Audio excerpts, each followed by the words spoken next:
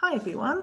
Today we're going to do our next topic lesson on Grace Darling, but we're moving slightly away from Grace Darling towards something that is associated with her. Now, after Grace Darling had done her fantastic rescue, a man called Sir William Hillary, and there's a picture of him just here, he was getting very worried. And if you can see this speech bubble here, he was worried because he said there are 1,800 shipwrecks a year around the UK. We need to do something about it because so many people were losing their lives at sea. So he decided to found the RNLI. Now, the Royal National Lifeboat Institution was founded by him in 1824. And he decided to create ships which were specifically lifeboats, and there hadn't really been any before. People would just go out in their normal clothes, in their fishing boats or their rowing boats. And down here on the bottom right, we can see a model of one of the first lifeboats. And this boat looks a bit like Grace Darling's boat, but of course it needed to be a bit bigger. Because if you remember, when she rescued those people from the rocks, she had to go back a couple of times to get all of the survivors. Now, this boat here can carry up to 20 people, but it still doesn't look very safe, does it? So at the time, that's the best lifeboat that they could come up with.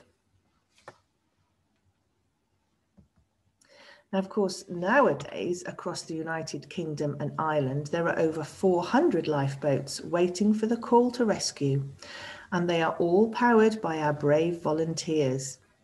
Now, if you remember last week, we talked about volunteers, and you might have designed a volunteer poster for the RNLI. A volunteer is somebody who gives their spare time free of charge. It's not their job, in order to man the lifeboats to save lives and rescue people. Now, the lifeboats have since then have saved countless lives since the founding of their founding.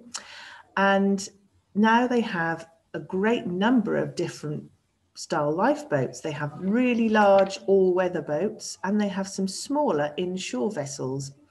And they're all designed to be especially good at saving people.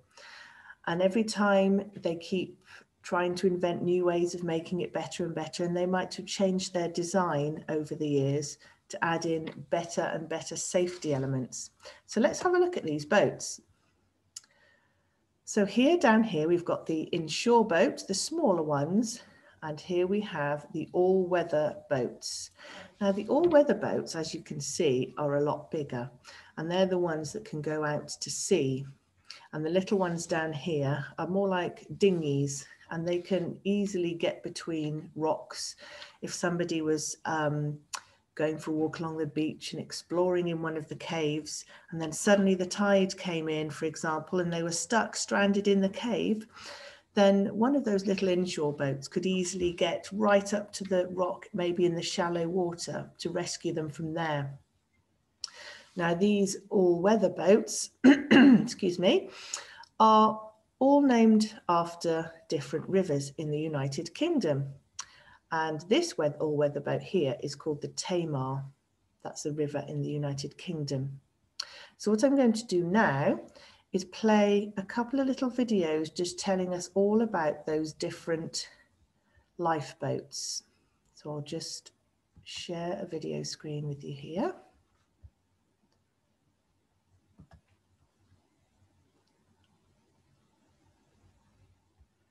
Just bear with me a moment.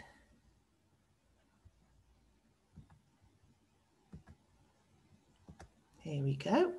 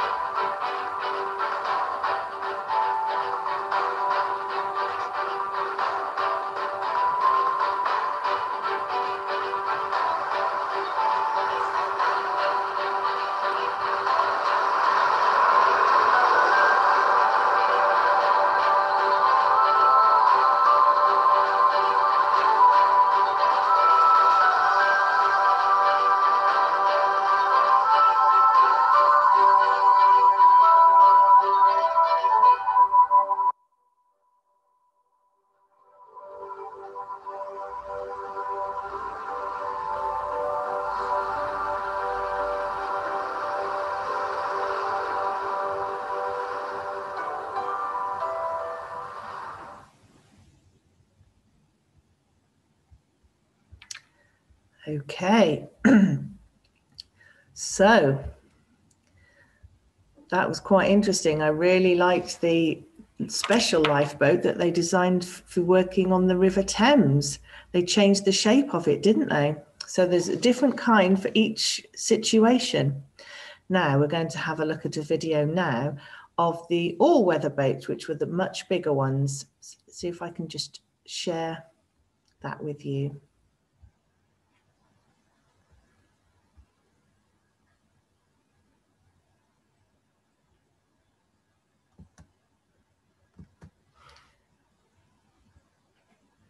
Bear with me a moment. I switch all my tabs over.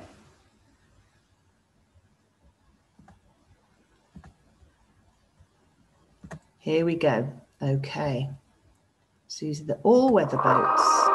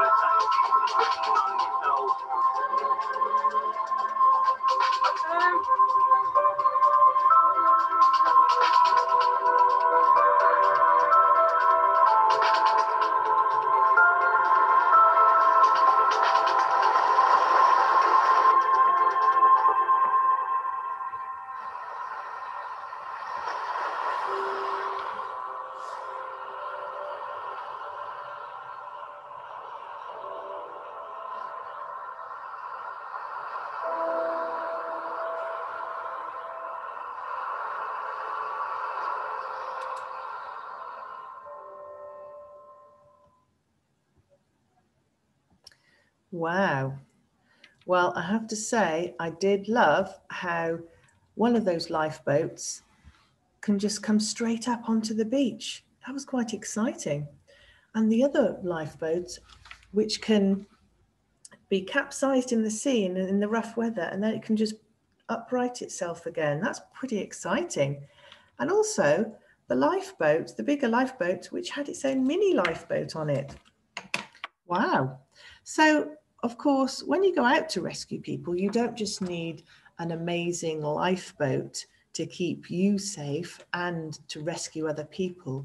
You also need, what do you think?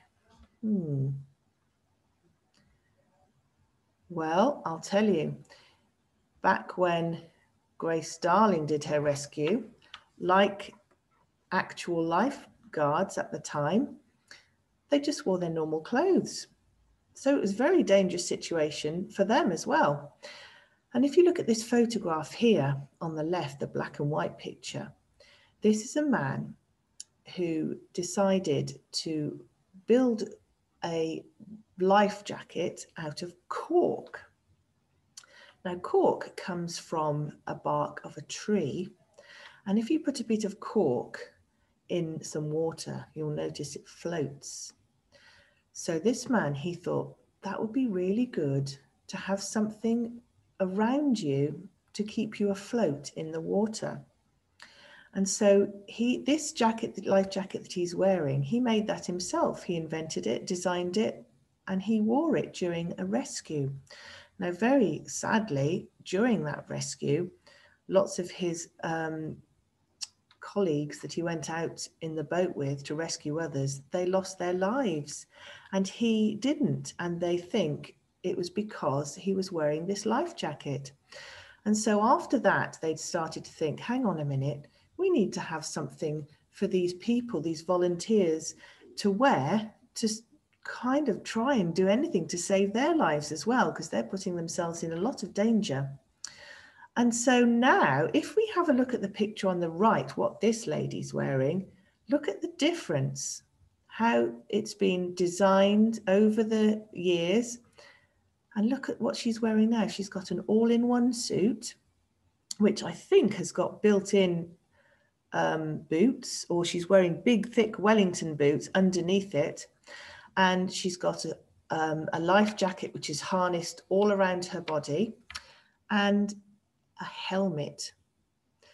And I think she's got some other things attached to it, maybe an emergency whistle or a torch or something. Right. So now I'm going to tell you about one of the most amazing rescues in the history of the RNLI. And it's called the rescue of the SS Suvik.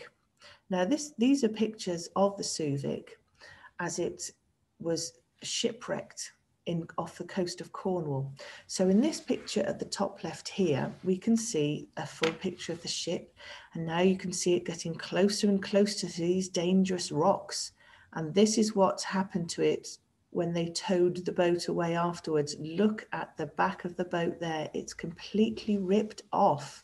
So that shows you what a terrible disaster it was. But it has a happy ending. So I'm going to show you another video clip now, just a short one this time, of that rescue.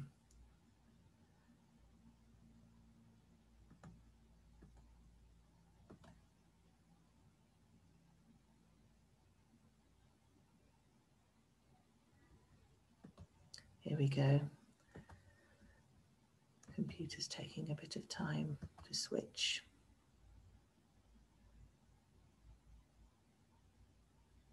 Here we go.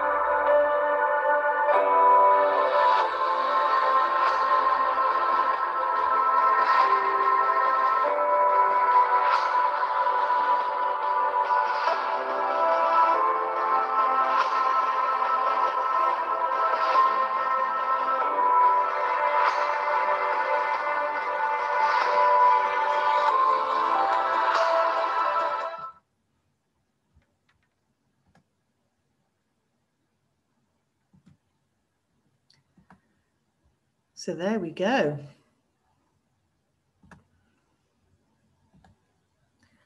Let me just get my screen back to our flip chart.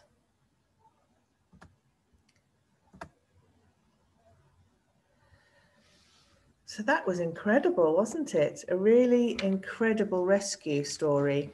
And just like Grace Darling, lots of the rescuers were given medals for their bravery, and they were rescuing people for 16 hours.